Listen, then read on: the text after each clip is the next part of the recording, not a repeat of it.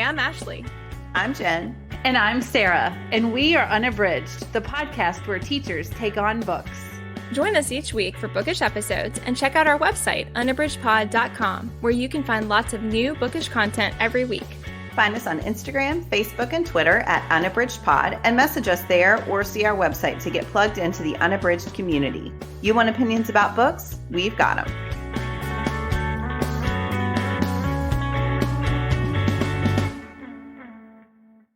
Hi, and welcome to Unabridged. This is episode 199. Today, in the spirit of the October festive season, Jen and Sara are discussing Scream. They kindly let me skip that one because, as many listeners know, that is not necessarily my cup of tea, and I'm good with that. But before we get started today, we just wanted to remind you, if you have not signed up for our newsletter, we have so much fun with those. We send those out twice a month. At the beginning of the month, you get a great sense of what's coming up for the month, so that's a great way to keep up with what our book club episodes are, what our buddy reads are for the month, and also what our episodes are going to be. And we also have a mid-month newsletter, and that one just shares some favorites with you. It gives you a peek into what we each like and also some things that are going on in our lives for that month. So sign up. You can just go to unabridgedpod.com, and it gives you a pop-up box at the beginning, or you can sign up through our links in Instagram. So just sign up for the newsletter if you're interested in getting a bit more involved with Unabridged. Before we get into Jen and Sara's Scream discussion, we are going to share our bookish check-ins. Sara, what are you reading?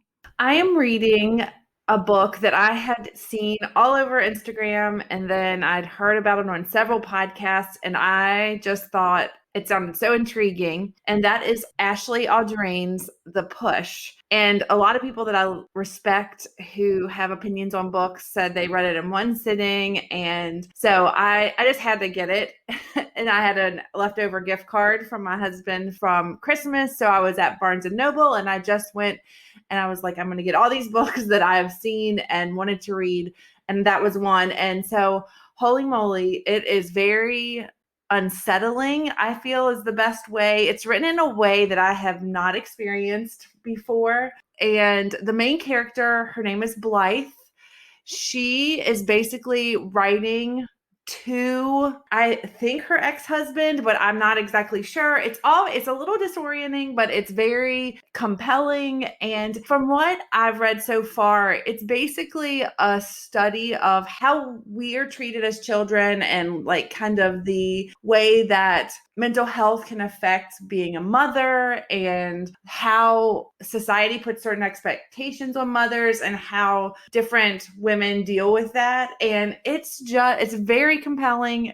There is an impending sense of doom, but I'm not sure why. And I'm really enjoying it. I can see why people read it in one sitting, because if I could, I would just sit and read the whole thing, because I'm really want to know, and also don't, what that impending doom feeling is. But it is really compelling, and I'm really excited to get to the end and see how it all plays out. But again, it is really unsettling, because I feel like anytime you are dealing with children and you have that impending sense of doom, that is very unsettling for me, especially as a mother, and reading about these relationships between children and their mothers. And like, this has a generational aspect to it. So there are some flashbacks and things that of different types of abuse that happen. So it's just, there's a lot happening, but it is really good and very compelling. So that is Ashley Audrain's The Push. I have seen that one all over, and I have been unsure as to whether I wanted to read it. And I still feel that way after your description, because I think it's exactly that's the sense that I've gotten from people's posts. And I can see how it's really compelling, but then I'm worried that the residual effect will really stay with me. So, so I'll be interested to know what your final verdict is, Sara. I think it's been very polarizing for people. Mm-hmm. I think everybody agrees that it's a compelling read, but I've found that a lot of the reviews I've read, it's either people thought it was amazing or people hated it. Yeah. And to me, like, that seems like that is attractive to me in a book, because then I want to know where I fall on that spectrum. Yes, I get that. Mm-hmm. What about you, Jen? What are you reading? So I am in the middle of a book that is very different from that one. This is maybe the lightest end of the spectrum you can get. It is Sara Adams's The Match, which is a closed door romance book set in Charleston, South Carolina. And the protagonist, Evie, works for a company or a business, I guess, that trains service dogs. And she found them because when she was in her early 20s, she was diagnosed with epilepsy. And I know this does not sound light, but I promise it is. She was diagnosed with epilepsy, and basically she was scared to leave her home. She was scared to leave her family. And then when she was matched with her service dog, it changed her life and she was able to become independent. She has a lot of conflict with her parents, who are extremely wealthy, but expect Evie to marry a particular guy and to live a particular life that does not match what Evie wants for herself. So the romance comes in when she receives an email from a man named Jacob Broaden, who wants to get a service dog for his daughter, who has just been diagnosed with epilepsy. And Evie goes to meet them at a restaurant and quickly figures out, based on his reaction and then a few other clues, that he didn't actually send the email. His daughter did, and he had no idea about the service dog. He is really, really rude to Evie the first time they meet. But of course, it's a romance. So I knew things were going to come around. So at this point, Evie and Jacob's daughter have convinced him that a service dog is the right answer. And so they are in the midst of trying to find a match that will be helpful for the family, just as Evie's dog Charlie was helpful for her. So it is really sweet so far. I said it's a light read just because even though there are serious issues in the book, they're handled in a way that feels empowering, and it's really lovely. It's just a really sweet romance, and I love seeing these characters fall in love. So that is Sara Adams's The Match. Oh, that sounds so good. You know, I'm here for dog stories, Yeah. and combining that with looking for a perfect match, that sounds great. Yes, It's I really think that sounds like perhaps currently that maybe I should exchange the push for the match. I realize it does not sound like a light book, but it really is. It reads really fast and it's really sweet. And, inevitably there is some conflict, but it's not the artificially drawn out conflict that feels manipulative. It just feels authentic to any two characters who are building a relationship. So I think you both would enjoy it. Yeah. Ashley, what are you reading? So I am also reading a light read, and this is Laura Florand's The Chocolate Thief. This is the first in the series Amour et Chocolat, and it is also a romance, and it's set in Paris, and her family, and of course has a lot to do with chocolate, as the title suggests.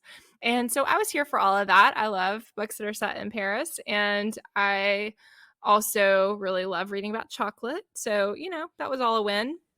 And that might be, this was one that I found on my Kindle when I was reading. I always read the Kindle right before bed. And as I often share on here, sometimes the books I'm reading are just too heavy for my routine right before bedtime. And because of that, I inevitably go searching for whatever light reads I can find on there. And so that's how this one was. I don't remember why I have it or who recommended it, but I often buy them on deals. And so this one, when I started, I think the things that are most compelling to me are that Cade Corey is the main female character, and she is part of the Corey family, and they are billionaires, and they own this like mega chocolate company that reads a lot like Hershey. So, you have they have their own town, everything smells like chocolate, but the chocolate is very accessible to the everyday person. It's very cheap. It's designed to be something that people can easily purchase. And so she's from that end of the chocolate industry. And then you have Sylvain Marquis, and he is a chocolatier. He is an artisan, and his work is with chocolate. And so his chocolate shop is more like an art form, and he has a laboratory where he creates each of his perfect chocolates. He leads workshops for people, and he sells the chocolates for these extremely high prices. So it's very high end, very elite, and in many ways entirely the opposite of the Corey family's approach to chocolate. And why Cade Corey is there in the beginning is that she is interested. Her father and grandfather, who are also part of the Corey industry, are not so sure about this,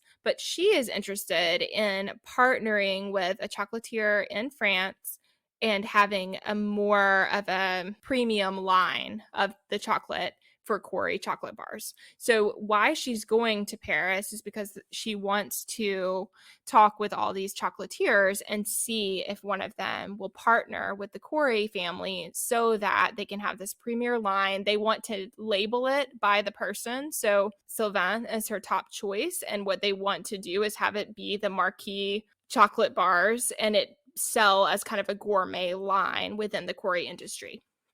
And as you might imagine, right at the start, she approaches Sylvain, who is, on the other end of the spectrum with this. And she wants to offer to pay him a ton of money in order to have his name and his recipe for this chocolate line.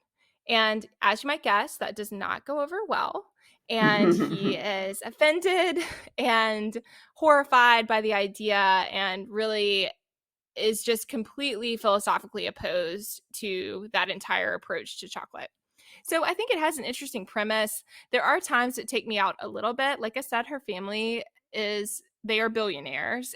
And for sure, there are parts of that can be a little off-putting. So there are components that I find pretty difficult to relate to as an everyday person. And so that's a factor. But all in all, I love it's very charmingly set in Paris. So there's a lot of really beautiful things about the city. And I have a lot of nostalgia for that place and really, really love all the parts that are romanticized about Paris in books and films in general. I love those parts. And I think you really see that beauty in this book. And I also love the exploration of chocolate as an art form and food as an art form and how that can be a craft. And I think all of that is really, really neat as well. And I also love seeing that kind of conflict between should things like that be luxuries that are accessible to everyone, or is it something that should be kind of this elite status? And there's that tension there that, again, you feel the pull because she is exceedingly rich and yet she's the one really rooting for this low cost everyday access, whereas Sylvain is not nearly as wealthy and yet he has this idea of it being kind of a premium or elite experience. And so I really thought all that tension is fascinating. And so I'm curious to see how it goes. And all in all, I have been very pleased. It's definitely been my preference to read right before bed because it is a good one to end on. So that is Laura Florand's The Chocolate Thief. That sounds great. You know how books about food and all that sounds amazing. I think you would love it. I mean, like I said, yeah, that does sound really good. It's been really fun. And there are parts that, and I feel this way with a lot of romances, there are parts that I just kind of have to roll with. And there's components of that like private jets, but then beyond that, I think it's really a great story and a lot of fun. That's great. Well, you don't have a private jet in your backyard?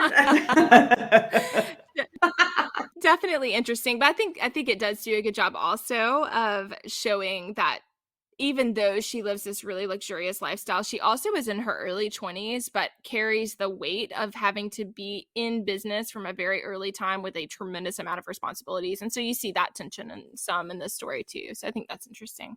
Well, listeners, as I said in the beginning, we wanted to share a really fun episode with you all today, and it is Jen and Sarah's discussion of Scream. So we hope you enjoy that, and we will hop back on after their discussion to share our Give Me One.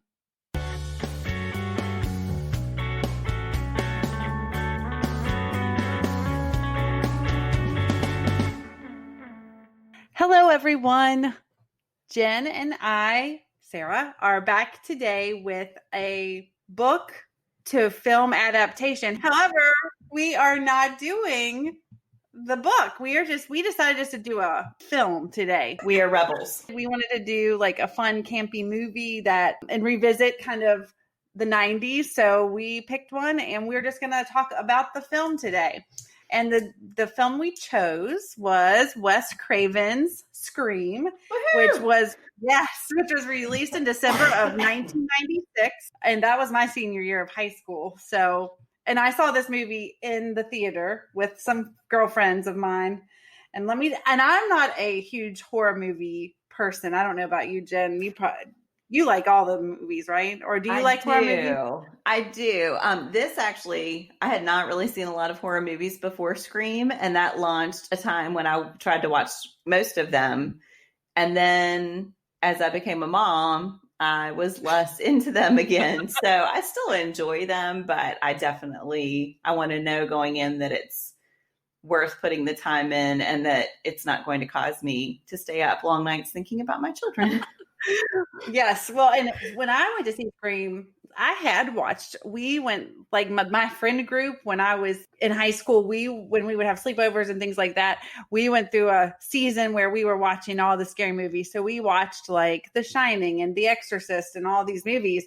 But I had never really seen like a slasher flick like this. And I think when we saw it in the theater, and the jump scares and all, like just people like the killer appearing and all that. I mean, I remember watching the movie through like slits in my fingers. I had my hands over my face and like a little crack in my fingers to try to like watch it, but also not watch it. Yeah. And I just remember people literally screaming in the theater. That's so funny. Because now that you said that, I've thought like I had seen Psycho and I had seen The Shining. You mentioned that one. So yeah, I guess I was the same, that I had seen like suspenseful movies or movies with horror elements, but not slasher flicks. Like I had not seen Nightmare on Elm Street. I had not seen Friday the 13th. I think I had seen Halloween, but that one is so much about the suspense, the first one, and the use of music. I don't think I'd seen any of the follow-ups at that time. So yeah, I was very much into the suspense, but not so much the slasher. Yes. I'm not a big gore, bloody type, but then when this came out, because I really felt like this kind of kicked off a genre, which had happened in the past. Like, some of the other slasher flicks have teenagers and stuff, but I felt like in the 90s, this kind of launched a season where we got a lot of like popular teen stars starring in these slasher flicks, and then the parodies of the slasher flicks. And I think so I thought Scream was kind of like a pivotal moment in pop culture in the 90s. So that's why I think it's a great thing for us to discuss today. Yeah. I was a little older. I do too. I was going to say, I was a little older. I was in college in 96 and I went with my friends, and yeah, I loved it. It definitely changed for me because then I'm just thinking of all of the movies that came after it. And then it is funny. I remember reading a review at the time that was when Scary Movie came out, and it was like, how can you parody a movie that's already a parody of the whole? And I was like, yeah, that's a great point. But obviously those two movies are different. Yes, they are. I also would like to say that I watched that movie in 1996 or 97 when it came out, and then when it was in the theater, and then I had not watched it again until last night to prepare for this. So I will say it was quite a different experience, but I also have to say I did like knowing like the conclusion and all that. So I felt like, because even though I hadn't watched it, I still remembered in general the plot and what was going to happen. So then I was able to watch it without a lot of trepidation. However, there were still moments when I covered my face and like just peeked because I did not enjoy seeing the stabbing and the blood and all that stuff. Yeah, I had seen it at least one more time. I own the DVD, which says it has bonus materials. They are of questionable quality, I will say. I did not watch them all last night because it was running quite late, but I looked at some of them. But yeah, so I had seen it at least once, maybe twice, but it has been, a long time. It was closer to when the trilogy was still coming out. Well, and there are actually 4 movies. I remember very little about Scream 4, but I did see it. I don't think I've seen it. I don't think I saw Scream 2, and I don't even know if I've seen 3 or 4. So 3 is the one where they're making the movie, Oh, and they're yes, in I did see that Hollywood. one. Yeah, And I then saw that one. 4 is when Sydney goes back to the town and moves back home. I can't remember the name of the town right now, but moves back home. And that is what I remember. I remember at the very beginning, that part. And then I don't have any idea what happens after that. I don't know if I've seen that one. But shall we start our discussion in the normal way? I guess we've already talked about our overall impressions. So let's talk about something that you really liked about the movie. I think the writing is so clever. And I think it does such a good job balancing, because of the cleverness of the dialogue and those references to other horror movies. I think it does such a good job balancing things that are really funny, like I'm laughing out loud, and then absolutely horrific scenes. I just think they were so smart in creating a parody that feels like a parody, but that is still I was jumping and I was freaking out. Some of these scenes are really awful. And even knowing who was going to die, you're like rooting for the people to come through. I mean, oh my gosh, what's your best friend's name? I just totally blanked. Tatum. Tatum. Yes. I was hoping all over again that she would get away, because I love that character. And I think the actors do such a good job delivering the dialogue. Mm-hmm. I mean, yeah, we can talk about that later, and I don't want to jump all over your positive points. But yeah, I just think that all came together in such a good way. Sometimes I'll see movies that do 2 of those things well. Like they'll have, they'll try for the humor, but they can't quite play it off. Or the plot is good, but the writing in between the big plot moments isn't great. But for this one, I just felt like throughout it is just solid. How about you? Some of the same. I thought it was well cast. I thought that the cast was really strong, except for 1 or 2, which I'll talk in a different section. But particularly Matthew Lillard, I thought he was fantastic. He is great. Oh my gosh. I mean, I just thought he was great. And I also love Jamie Kennedy's character. Mm-hmm. And I thought that he, like him as this guy that is totally into slasher flicks, and when they're in the movie store and he's like screaming about like the horror and everybody's just staring at him, I just thought that was brilliant. So, I mean, I think that there is so much, I think that it is well directed. I think that the dialogue is really clever. I mean, I thought that Courtney Cox and David Arquette, I thought that they were great secondary characters. And, we'll talk about that in our fun facts section. But, the fact I love like watching it now, knowing that that this was the beginning of their relationship and eventually marriage. And it's just, I thought that all of that was really strong. And I mean, I think for a teen movie in that genre for the time period, I mean, I think it is pretty well executed. Yeah, I agree. Yeah. And Matthew Lillard just dives into that role and just inhabits. He is so there's so many people in it who are charismatic, and he is so charismatic.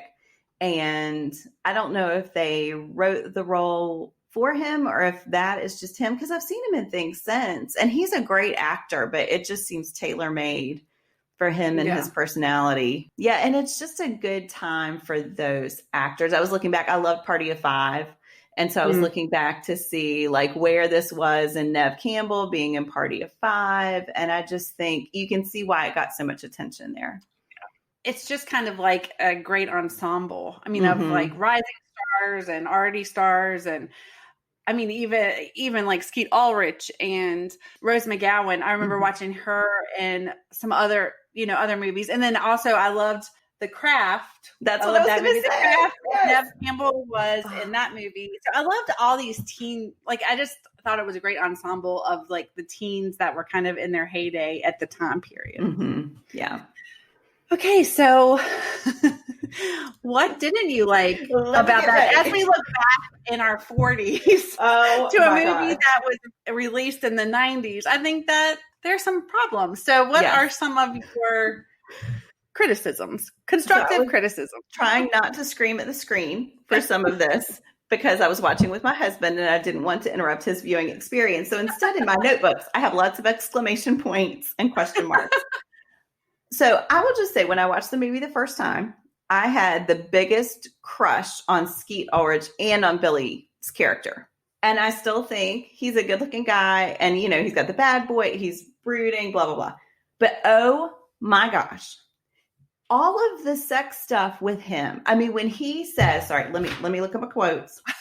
When he says about her mom, it's time you got over that you would rather, in the whole, you would rather think I'm a psychopathic killer than touch me. And then when she apologizes to him, I was so angry. I was so angry. And it just makes her seem like a blooming idiot. And I know that he is good looking and that he is falling into this whole movie trope. But she is supposed to be a smart, strong woman, girl, young adult, whatever, who has been through this trauma. And I understand that makes her fragile, but it's also made her strong. And you see that in response to every other character. And then the way she acts toward him when she, oh my gosh. And I know it has to happen for the plot, and they're playing into the whole, you can only make it if you're a virgin thing. I get it. But oh my gosh, that whole part, I just wanted to excise from the movie and rewrite because it was so frustrating. Anyway. Yeah. And rant. Well, and I mean, the fact that he is clearly manipulating her, and he's really, I mean, I was the same when I watched it. I was like, oh, he's so dreamy back in the 90s before I had some maturity, I guess. Yeah. But I mean, the fact that he ultimately basically bullies her into having sex with him was very problematic for me. Yes. And just I just found him super, I mean, I can understand that he is an attractive guy, but I just thought seemed really sleazy. Yeah. Yeah. I did not enjoy that part. I mean, the whole part when Jamie Kennedy's character in the video store is like, he seems like a killer. I was like, yes, he does. Like, you know, and of course he's telling Stu that, but yeah. Yeah. So what about you? What did not work for you? So like that was also one, but there were just some stuff that I found really misogynistic and just also some of the verbiage, even the girls used. I was like, that is not like, I mean, I think one time Neve Campbell says that she's sexually anorexic and I did not. I wrote that down too in the grocery store with Tatum. I was like, what? I mean, that is problematic on multiple levels. Yes, there are so many things that are bad about that. And then there's also this scene when they are at the very beginning when they are questioning the students, and Sydney goes into the principal's office to get questioned by the police, and like the principal like grabs her on her chin to say, "Are you doing okay?" And I'm like, she is a teenage girl. You are a principal. I mean, clearly, I know this is a movie, but I don't know. Like, I guess like. Being where we are in our world now and just like all the things that have transpired over the last decade, watching it, I'm just like, that is not appropriate. Don't do that. And yeah, I don't know. And even when the principal's like trying on the mask and stuff, there were a lot of scenes that I'm like, this just seems really gross. Yeah. I mean, when the guys who are in trouble because they've been wearing the masks in the school and they complain because he's expelling them and he's holding the knife to the scissors and also cursing at them. I was like, dude, clearly a different time. I'm not even sure that would have flown then, I have to say. But I mean, he was like brandishing the scissors and saying that how would they feel if they were going to be sliced? I'm like, come on, dude. Yeah, it was bad. And clearly what they did was horrible. But authority figure, end it with the complaint. Yeah, end it with the lecture about how what they did was insensitive. Expel them and then let them go out the door. And let's not brandish the scissors. And also... And I did notice too in that scene, like he's slashing the scissors and there's like a sound effect like for the slashing sound, but it's a bit off. So it's like a tiny bit delayed. And I'm like, wait a second, he didn't slash the scissors yet. I see that, that slicing. I missed that entirely. That's funny. Well, I watched it on Amazon Prime too. So, they have all of the trivia and there were like 240 trivia things.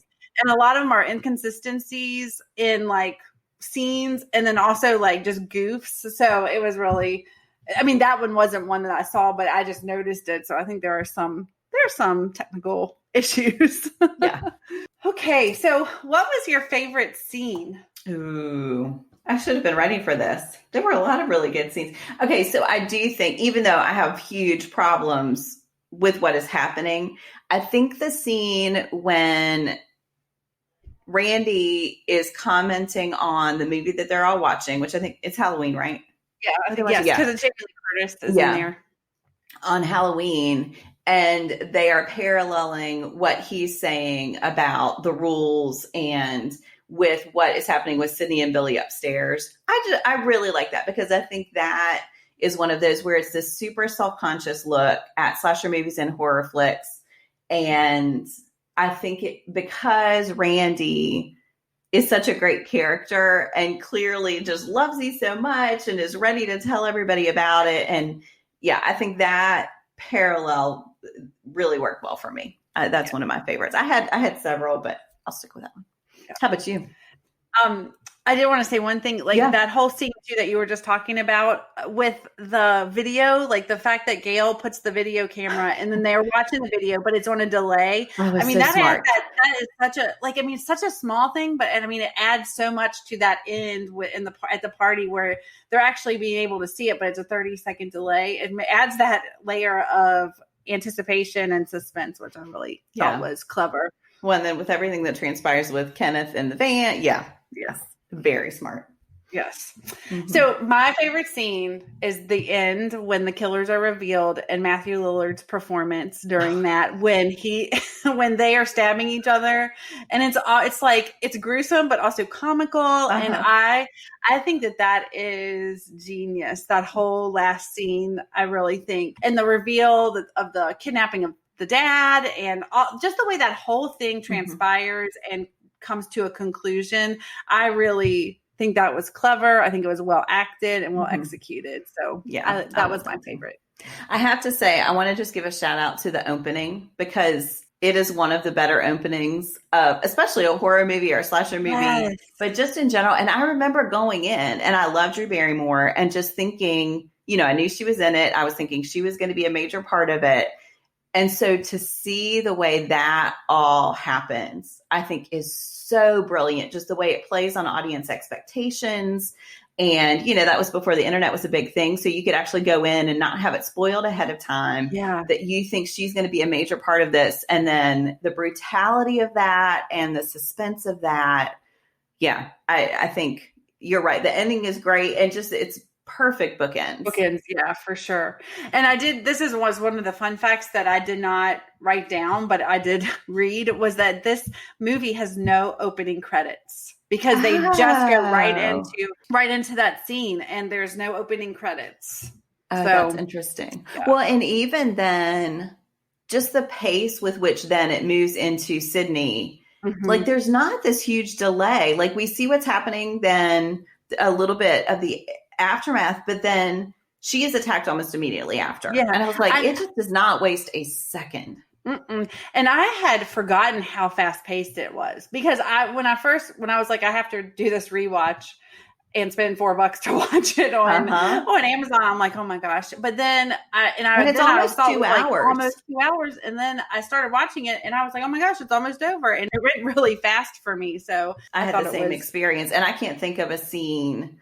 I mean, because even the stuff like with Gail and Dewey, you need that. And I don't know that they knew then how many sequels there would be, but they are such an anchor for the series. And I think you have to have some of that character development to care about what's happening with people. So, I mean, maybe I'd have to think about it, but I can't think of anything they could have done without. Yeah. I will say, when we were talking about what we didn't like, I was going to say, Neve Campbell for me is another one of those actresses that have some really weird acting tics, which bug me. When we first started, I was like, I just kept thinking of Kristen Stewart when we were talking about the Twilight adaptation, because I think out of the whole cast, for me, she is the weakest, because I just have this thing. She does something with her mouth and like her eyes, like the squinchy thing. And that's just me being super critical. But I just think she does some things in her acting choices that really bother me. That's funny, because I like her. But when you said there were some people that you didn't think were as strong, I was like, I bet she thinks it's Neve Campbell. Because I can see how they have things in common.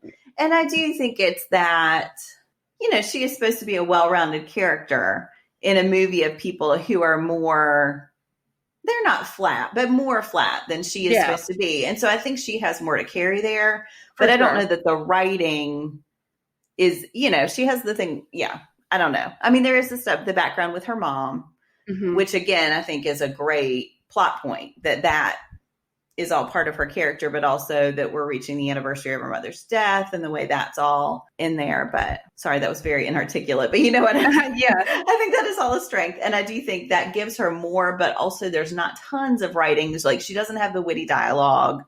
She doesn't have those standout moments that some of the secondary characters get to have. So I think sometimes it's harder to be the straight woman in a movie with people who get to be really witty and humorous.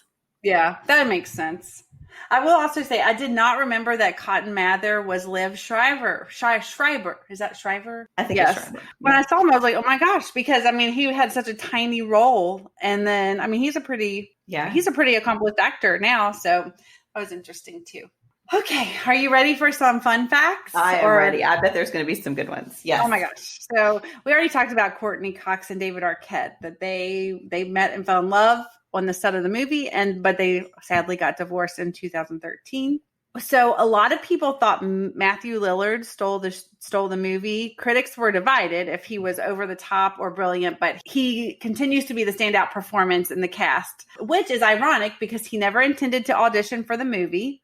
He just accompanied his girlfriend to the audition, and a casting director saw him in the waiting room and ended up recommending him. So that's interesting. Yes.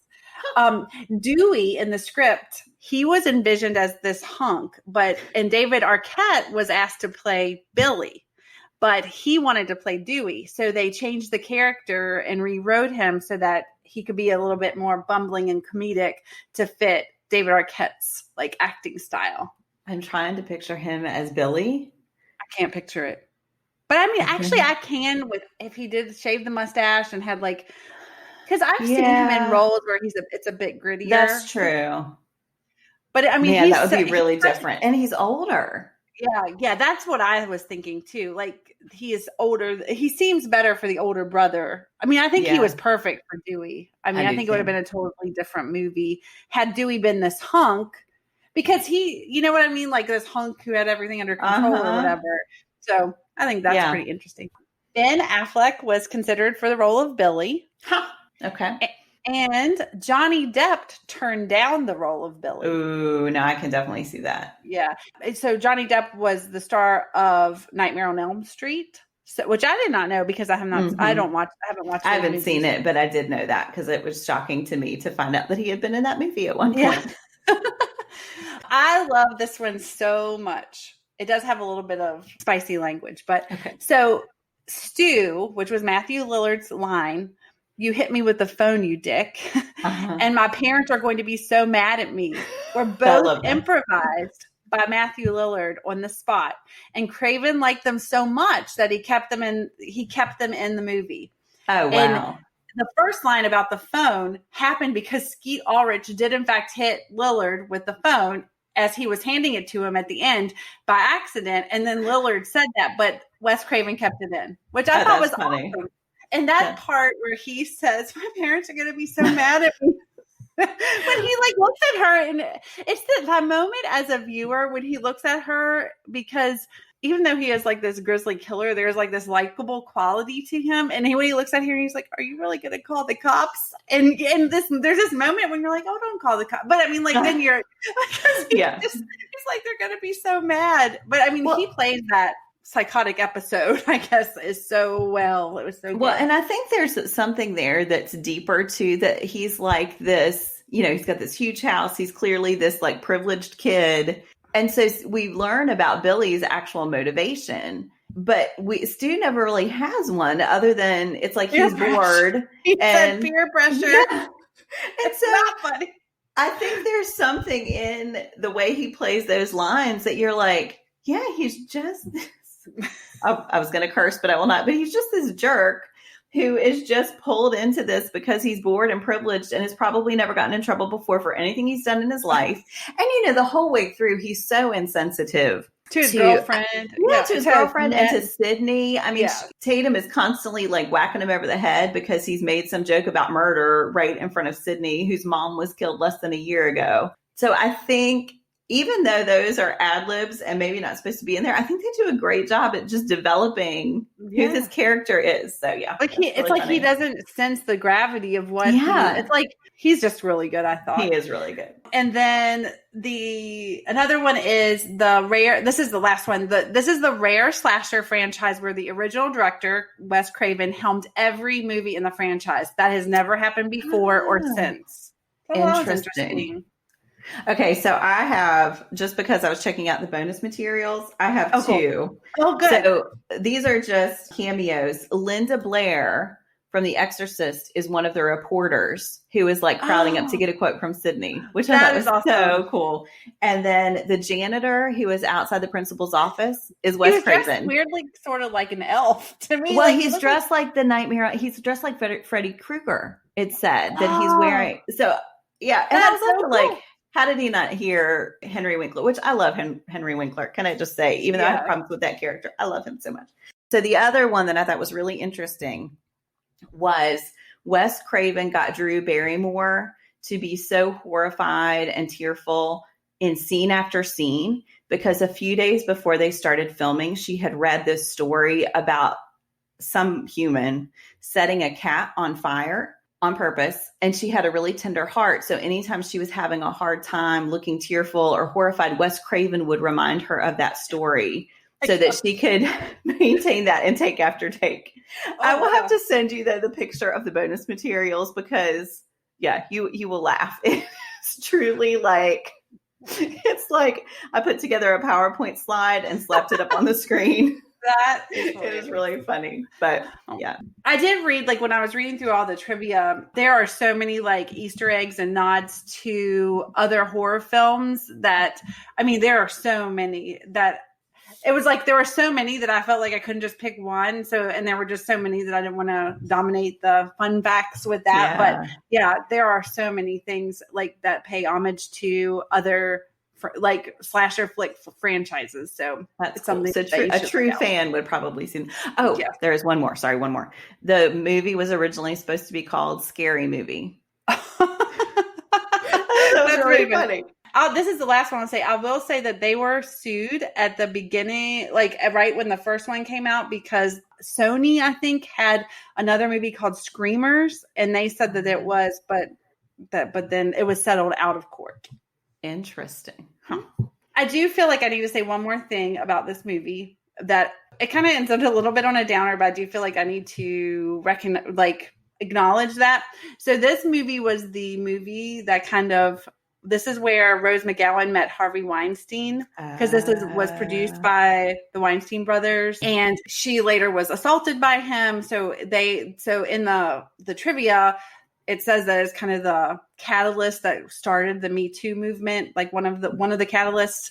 And I feel like we need to acknowledge that because Harvey Weinstein is definitely very problematic and a terrible person and has done a lot of horrible things. So this is just where she met him. So this is where the initial thing came. So I felt like I couldn't ignore that trivia. Yeah. And so that's that.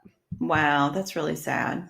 Yeah. I will just say she is great in the movie. Yeah. I love the way she develops that character. And I did read that she has said that the filming and the set experience of this movie was the best experience she ever had. So that's positive. That is good. I remember, did you see Jawbreakers? Yes, but I don't remember very much about it. Yeah. So she was in that, and that was one of the ones we watched a lot of times as teenagers. My sister and I loved that movie. So. I was going to say, I'm going to go IMDb it right now. And now that I said that, I'm like, I hope that she was. I'm like 99.9. That seems right. I just don't remember much about the movie. I'm almost positive I saw it. Wasn't there somebody else who was in it? Somebody else famous? Yes. I think that was also Judy Greer was in that movie. Do you remember Judy Greer? I do. I love her. She plays kind of the friend, like she's always like the friend. She has a book. It is. Rose McGowan, Rebecca Gayheart, and the other girl I don't recognize as much. But Rebecca Gayheart, too, she was a teen star. But Rose McGowan is the main character, the protagonist. So, did you know that Judy Greer has a book? And it's called I Don't Know What You Know Me From, My Life as a Co-Star. Oh, I would like to read Yeah, that. I've read great reviews of it. It's been on my list forever. I just have not quite gotten to it. I wonder if it's on audio. I bet it would be great on audio. Especially if She she reads reads it. Yeah. This is getting a little rambly, but I did love her in 13 Going on 30. That's one of my favorite movies. I've never seen that movie. Oh my gosh. We should do that as I love Jennifer Garner too. And I do Judy too. Greer's, she's like the co-star. She was great. Okay. Oh, that's cool. Okay. Anything else about Scream? I don't think so. This was fun though. I'm glad we rewatched it. It's nice to maybe once in a while we can sprinkle in just ones that aren't adaptations, that are movies that we want to revisit, because as everyone knows, if you listen to the pod, Jen and I both are movie pop culture people. That's our thing. So, all right. Well, thank you, Jen. This was fun. Thanks for listening. Thanks.